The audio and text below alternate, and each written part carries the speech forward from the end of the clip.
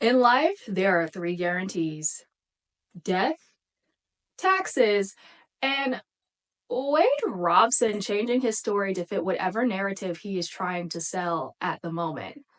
Now, Robson is no stranger to changing his story whenever he sees fit. He's actually had quite a few story changes over the years, and that is exactly what we're going to be talking about today: the many faces of Wade Robson.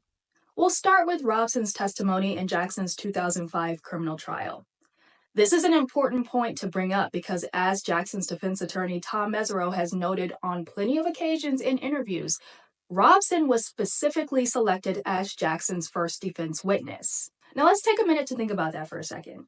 If Jackson had truly done what Robson has alleged of him over this past decade or so, why on earth would Jackson put him on the stand as his very first defense witness in a courtroom setting amongst many people involved in the criminal justice system where he could have broken down or changed course on him at any given moment? And not only that, but as Mesereau has pointed out on several occasions, Robson was cross-examined by Ron Zonin, who Mesereau personally states is one of the toughest people he has ever gone up against. And despite all of that, Robson never wavered in his defense of Jackson. It was also around this same time period that Robson was asking Jackson about the possibility of getting married at Neverland Ranch, which should give you some insight into his personality because this trial was the worst period of Michael Jackson's life. And here comes Wade Robson, asking if he can get married at Neverland Ranch. Let's think about that logic for a second.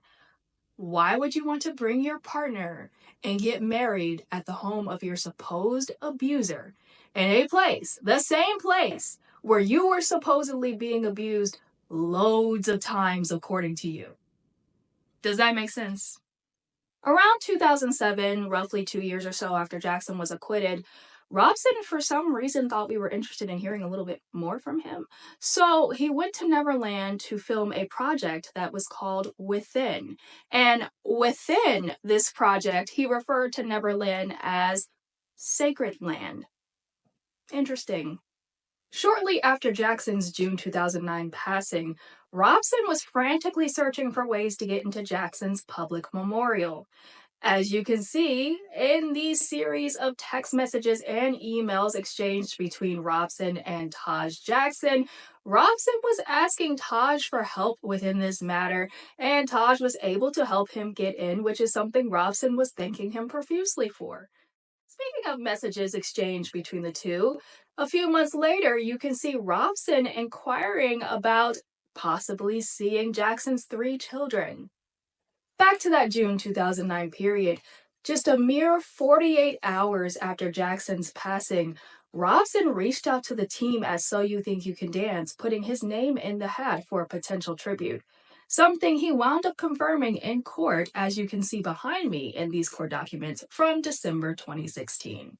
Beginning that same year, Robson would embark on a series of tributes to Jackson, most notably performing as a dancer alongside Janet Jackson at the 2009 MTV VMAs, where she paid tribute to her brother. Roughly a month or so after that, Robson also reached out to director Kenny Ortega about the possibility of attending the This Is It premiere, something Robson also confirmed in December 2016.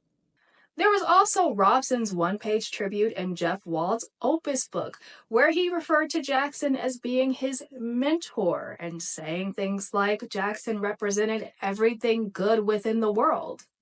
And amongst these many, many tributes is, of course, his original involvement in the MJ1 Cirque du Soleil show.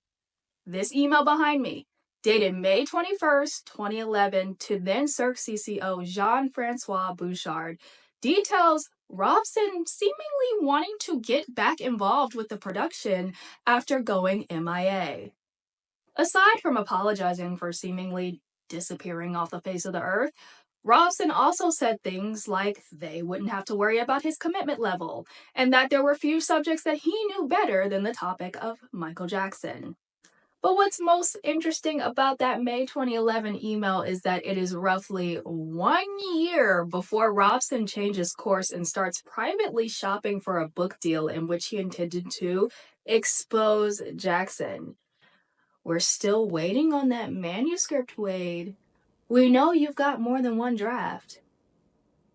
So, as you can see, there wasn't always a time where Robson was against Jackson. In fact, for most of his life, he's been singing a different tune. We'll be diving into more of Wade Robson's ever changing stories in the future. But for now, thanks for tuning in, and remember, facts don't lie, but people do.